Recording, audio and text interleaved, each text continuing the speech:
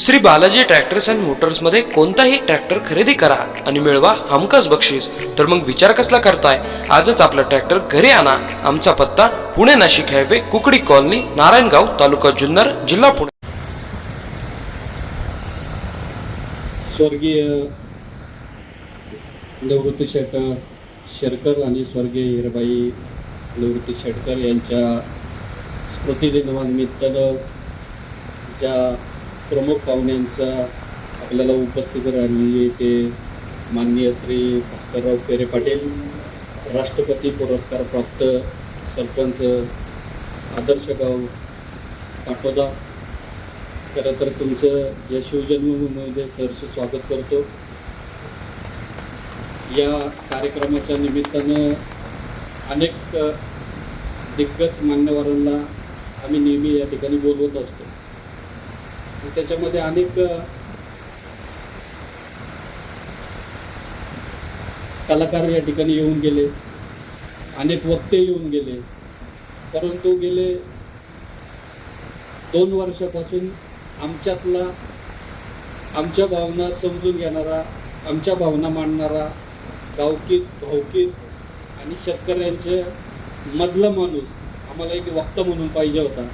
म्हणून खऱ्या अर्थानं गेले मागच्या वर्षी आम्ही प्रयत्न केला, त्याच्या मागच्या वर्षी प्रयत्न केला, परंतु आपल्या तारखा काही मिळाल्या नाही. परंतु या वर्षीची आपली तारीख मिळाली. आपण ती मान्य केली, आमची विनंती मान्य केली.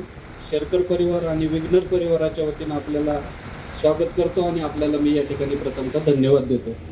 स्टेजवर उपस्थित असलेले अशोकदादा गोलप असतील, संजय शेठ असतील, तानाजी शेठ, सगळेच मान्यवर आहेत. मी अधिकचा वेळ घेणार नाही. आपण मोठ्या संख्येने खरं तर सर्व मंडळी या ठिकाणी उपस्थित झालात, महिला भगिनी मोठ्या संख्येने उपस्थित झालात. आपल्या सगळ्यांचं सहर्ष स्वागत करतो.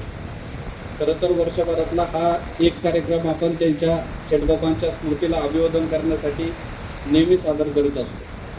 हा कार्यक्रम खरं तर करण्याचा उद्देशच एक आहे, त्यांच्या आठवणीला उजाळा देणं, त्यांनी दिलेली असलेली प्रेरणा, त्यांनी दिलेला मार्ग, त्यांनी केलेला विज्ञान कारखान्याची जपणूक ही खरं तर त्याची स्मृती व्हावी, आठवण व्हावी म्हणून खऱ्या अर्थानं आपण करत असतो. नक्कीच मला असं वाटतं की त्यांनी दिलेला आदर्श आणि त्याच्यानंतर अण्णांनी खरं तर त्या कारखान्याची जपणूक केली आणि त्यांनी जे काय मार्गदर्शन केलं त्या मार्गदर्शनाच्या जोरावर आम्ही सर्व संचालक मंडळी या ठिकाणी वाटचाल करतो. आपण जर बघितलं असेल तर गेले 2 वर्षामध्ये विघ्नर कारखान्याचं डिस्लरीचं एक्सपान्शन असेल, नंतर कारखान्याचं एक्सपान्शन असेल, 5,000चा कारखाना 7,000वर आपण आता घेऊन गेलेलो आहे. आणि नक्कीच मला असं वाटतं की आपण कुठल्याही बाजारभावामध्ये आजपर्यंत कमी पडलेलं नाही, इथून पुढच्या काळातही कमी पडणार हा विश्वास या निमित्ताने, या कार्यक्रमाच्या निमित्तानं आम्ही आपल्याला सगळ्यांना देतो. आता ऊसाची कमतरता भासायला लागली. पहिला ऊस 16, 17, 18 महिन्यानंतर तुटायचा, तोच आता 11-12 महिन्यात आम्ही शेतकऱ्याला विनंती करतो की तोडायचा, तो म्हणतो थांबा अजून एक पाणी भरतो. कारण कारखान्याचे एक्सपान्शन केले, कपॅसिटी वाढली. मागच्या वर्षी कमीत कमी 10 लाखाच्या पुढे क्रशिंग व्हायला पाहिजे होतं, ते 7-7.5 लाखावरती क्रशिंग झालं, 8 लाखावरती क्रशिंग झाल्यानंतर साधारण नाही म्हटलं तरी आर्थिक बोजा किंवा आर्थिक घडी त्याची विस्कटल्यासारखी या निमित्तानं झाली. नक्कीच मला असं वाटतं की कालची जर बातमी तुम्ही जर बघितली असेल त्यामध्ये स्पष्टपणाने आम्ही उल्लेख केलेला आहे की शेतकऱ्यांनी 12 महिने ऊस लावला आणि 12 महिने ऊस लावला तरी काही अडचण नाही. आपण कारखान्याच्या माध्यमातून तो तोडायची जबाबदारी कारखान्याची असेल. वर्षभरामध्ये 2 वेळेला ऊस तुटून आणू शकतो जर शेतकऱ्याने ऊस चांगला पिकवला तर. आणि मला असं वाटतं का आजची परिस्थिती जर बघितली तर परवाच मोदींनी सांगितलं की सगळ्या गोष्टींचा म्हणजे सोनं खरेदी करू नका, डिझेल पेट्रोल व्यवसायाला, म्हणजे पुढे भविष्यामध्ये आर्थिक मंदी येऊ शकते.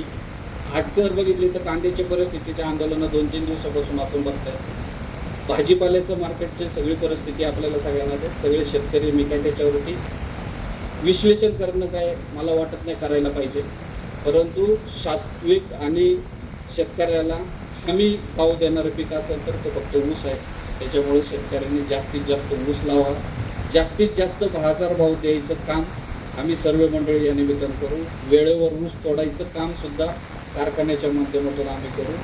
आम्ही सर्व संचालक मंडळी सातत्याने शेतकरी हिताचे निर्णय, संस्था टिकली पाहिजे त्याच्यासाठीचे निर्णय, आमचे सर्व अधिकारी असतील, कर्मचारी असतील, हे शेतकऱ्यांच्या हिताच्या दृष्टीने या ठिकाणी काम करत आलेले आहेत. मी अधिकचा वेळ आपला या ठिकाणी घेणार नाही. आपण सर्व मंडळी या ठिकाणाला, विशेषतः आमचा सर्व मित्रपरिवार असेल, परिवारातले आमचे सर्व घटक असेल, या ठिकाणी ज्यांची उपस्थिती लागते ते आपल्या जुन्नर तालुक्याचे आमदार शरददादा सोनवणे या ठिकाणी उपस्थित होत आहेत.